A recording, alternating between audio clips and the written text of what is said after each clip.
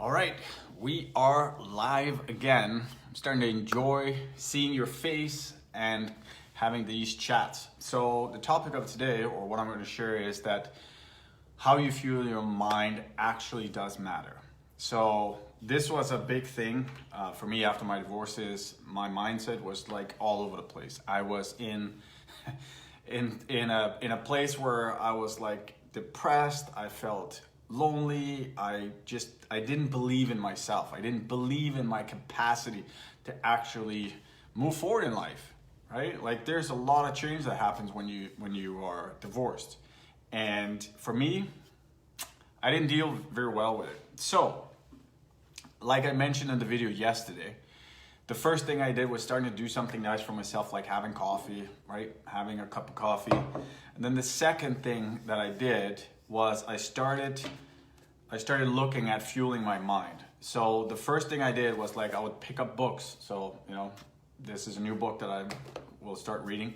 But I constantly started looking to learn. I started to practice what I had read and actually implement it. So when I coach clients today, I encourage them, just like I'm encouraging you today, to start spending time every day reading something new, right? Like really spend time on what is it that I'm actually fueling my mind with? Is it negative? Am I constantly looking at the news? Am I constantly checking in on social media? Like what is it that's fueling me right now?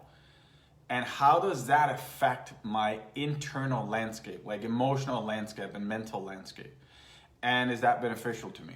And if it's not, then maybe start looking or considering looking at different avenues to actually fuel your mind with something that's more productive, more positive, and gives you a better outlook on your future.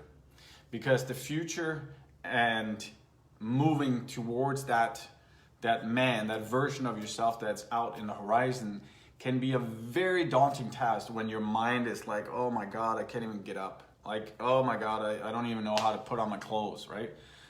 Like the things that you think are basic when you're married in a relationship and like just being human, those things just stop being super basic when you're going through a traumatic experience, an emotional experience. All of a sudden, it's just like the simplest things, you just can't figure it out, right? You'll take milk out of the fridge and you'll put it in a cupboard, or you'll take your coffee cup and put it in the fridge, like you name it, right? So my invitation for you today is to start writing down and kind of making an inventory of your internal landscape in terms of what you're thinking, right?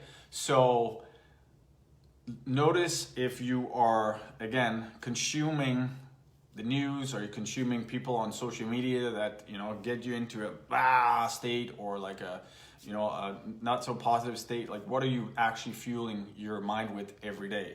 Notice what you are saying to yourself. What is going on in your head? Like what are kind of the top 5 things that you keep repeating in your head? And then as you have that on a piece of paper, I want you to start looking at, what can I do today to change this? Like what's one thing I can do today to change that? Like that could be, for instance, getting a new book, start listening to a podcast, reaching out to a coach, getting support, like whatever it is for you that will move you forward. That is the best suggestion I can give you. So it's all I got for you today. Love and light your way. I'll see you tomorrow.